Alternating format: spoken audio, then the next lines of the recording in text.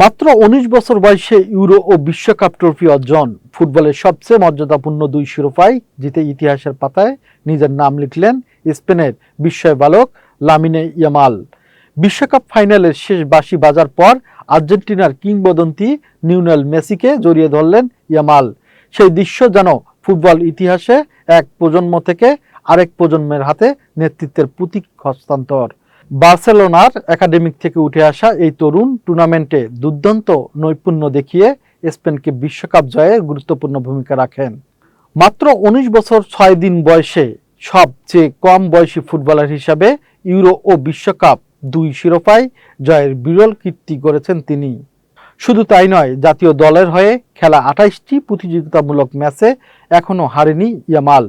বড় কোনো আন্তর্জাতিক টুর্নামেন্ট শুরুর একাদশে নেমে শতভাগ জয়ের রেকর্ডও এখনও তার দখলে।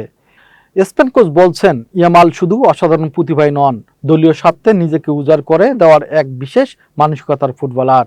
১৯ বছর বয়সেই বিশ্বজয়, ফুটবল বিশ্ব এখন যার পায়ের নিচে, সেই লামিনে ইয়ামালকে ঘিরে আগামী দিনের নতুন স্বপ্ন দেখছে স্পেন।